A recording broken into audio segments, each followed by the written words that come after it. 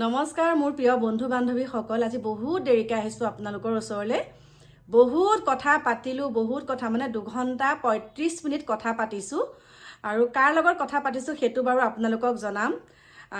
মানে আমাৰ চৰকাৰে যিটো পদক্ষেপ, মানে আমাৰ মুখ্যমন্ত্ৰী ডাঙৰীয়াই যিটো পদক্ষেপ লৈছিলে, সঁচাকৈ শলাগ ল'বলগীয়া দেই। বহুত ভাল পদক্ষেপ লৈছে। আৰু এটা কথা কি জানেনে, বৰ্তমান দেখিছোঁ আঙুলতাক বহুত ট্ৰল কৰি আছে। কিন্তু আঙুলতাই যিখিনি কথা কৈছে ঠিকেই কৈছে। চাওক, সকলোৰে ক্ষেত্ৰত কিছুমান কথা মিলিব পাৰে, কিছুমান কথা মিলিব নোৱাৰে। কিন্তু আঙুলতাক যে ট্ৰল কৰি থকা কথাটো কি, বহুতে কৈছে তেওঁ স্বামীজনক সন্তানৰ পৰা আঁতৰত ৰাখিছে। সেইটো আচলতে তেওঁলোকেহে জানে। এনেই পটকে কথা এটা কৈ দিব নালাগে, সেইটো তেওঁলোকেহে জানে। কিন্তু আঙুলতাই যে যিটো কথা কৈছে সেইটোনো কি মিছা কথা কৈছে। আৰু আগতীয়াকৈ আমাৰ মুখ্যমন্ত্ৰী ডাঙৰীয়াই কৈছে সেইখিনি কথা। আৰু তাৰ প্ৰভাৱ এতিয়া প্ৰথমগৰাকী মহিলা, দ্বিতীয় বিবাহ মানে পৰকীয়া প্ৰেম কৰি আমাৰ অসমৰ প্ৰথমগৰাকী মহিলা যাবলৈ ওলাইছে জেললৈ। আৰু ডিষ্ট্ৰিক্ট হৈছে কামৰূপ ডিষ্ট্ৰিক্টৰ এই মহিলাগৰাকীয়ে পৰকীয়া প্ৰেম কৰি 3 সন্তানক এৰি থৈ যায়। আজিকালি কি হৈছে, যিসকলৰ ঘৰৰ বোৱাৰী বা ল'ৰাই তেনেকৈ পৰকীয়া প্ৰেম কৰি নিজৰ সংসাৰখন ধ্বংস কৰি আগৰগৰাকীক যেতিয়া মানে আইনীভাৱে বিবাহ বিচ্ছেদ নিদিয়াকৈ যেতিয়া আনিছে, সেইবিলাকৰ সমীক্ষা এতিয়া চৰকাৰে উলিয়াইছে, ঘৰে ঘৰে মানুহ পঠাইছে। বহুত ভাল পদক্ষেপ। আৰু সেই পদক্ষেপটোৰ প্ৰথমগৰাকী মহিলা আপোনালোকক দেখাম। তেওঁ এতিয়া কি কৰিছে, পৰকীয়া প্ৰেম কৰি মানে তেওঁ দ্বিতীয় বিবাহ কৰা প্ৰথমগৰাকী মহিলাৰ কথা কৈছোঁ। তেওঁ মানে বহিৰাজ্যলৈ পলাই যাবলৈ ধৰিলে দেই। মোৰ ভুল হৈছিলে কথাটো কোৱা। বহিৰাজ্যলৈ পলাবলৈ যাওঁতেই মানে তেওঁক ষ্টেচনৰ পৰা ধৰি আনিলে। আৰু সেইখিনি কথা পাতি থাকোঁতে এতিয়া মই কৈছোঁ আপোনালোকক বহুত দেৰি হৈ গ'ল। এতিয়া মই কৈছোঁ শুনক, যাৰ ঘৰত এনেকুৱা হয়, যাৰ সংসাৰখন ভাঙে, তেওঁলোকেহে জানে। আৰু এটা কথা এইখিনিতে কওঁ, বিবাহ বিচ্ছেদ হোৱা মানে এইটোৱে নহয় যে মহিলাগৰাকী চৰিত্ৰহীনা। বহুতে কৈ থাকে বিবাহ বিচ্ছেদ এজনী ভাল নহয়, বিবাহ বিচ্ছেদ কৰে এজনী ডাইভোৰ্চ হয়, এনেকুৱা। আচলতে নহয়। কিহৰ কাৰণে তেওঁ বিবাহ বিচ্ছেদ কৰিব লগা হ'ল, তেওঁলোকৰ মাজত কি আছে, সেইখিনি তেওঁলোকেহে অনুভৱ কৰে, তেওঁলোকে বুজি পায়। পটককৈ বেলেগ এগৰাকী মানুহে কৈ দিয়ে বা বেলেগ এজন পুৰুষে কৈ দিয়ে, তাই বিবাহ বিচ্ছেদ হৈছে নহয়, তাই ভাল চৰিত্ৰ মহিলা নহয়। পুৰুষজনক কিন্তু একো নকয়, মহিলাগৰাকীক কয়। কিন্তু সেইখিনি কথা চাই ল'ব। সেইখিনিৰো এতিয়া এখন আইন উলিয়াইছে,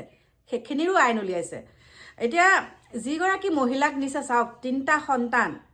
আৰু 3টা সন্তান থকাৰ পাছত যিজন পুৰুষলৈ গৈছে তেওঁ আকৌ 4টা সন্তানৰ পিতৃয়ে। আৰু আগৰগৰাকী আছে। এনেকুৱা সময়ত গৈছে, ল'ৰা ছোৱালীকেইটাৰ ডাঙৰজনী ছোৱালী বিয়া দিলে, কিছুমান 9ত পঢ়ি আছে, 2 নম্বৰজনী, ল'ৰাটো 5, 6 তেনেকুৱাত। মাক গৈছিলে পথাৰলৈ অহা যোৱা কৰি থাকে। ল'ৰা ছোৱালীকেইটা যিহেতুকে অকণমান হ'লেও বুজা পৰা হৈছে, স্কুল যায়। আৰু সেই মুহূৰ্ততে দেউতাকৰ এক কুকাণ্ড।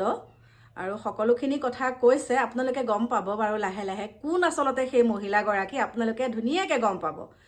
গতিকে মোৰ প্ৰিয় বন্ধু বান্ধৱীসকল, বহুতো কথা চালি জাৰি পেলাইহে এইবিলাক আইন উলিওৱা হৈছে।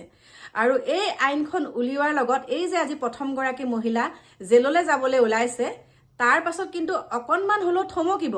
আমাৰ আজিৰ মহিলাসকল বা বোৱাৰীসকলৰ কথাই কৈছোঁ, আমাৰ বয়োজ্যেষ্ঠ কিছুমান বোৱাৰীও যায়, বয়োজ্যেষ্ঠ মহিলাও পলাই যায়, দেখা পাইছোঁ। কিন্তু এতিয়া অকণমান ভয় খাব।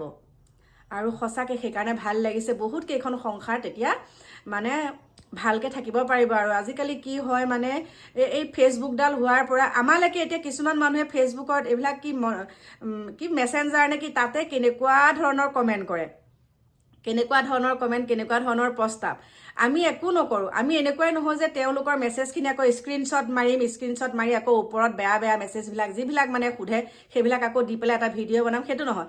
আমি ঠাইতে কি কৰোঁ, ব্লক কৰি দিওঁ। কাৰণ ব্লক কৰা অপশ্যনটো আমাৰ তাত আছে, সেইকাৰণে ব্লক কৰি দিওঁ।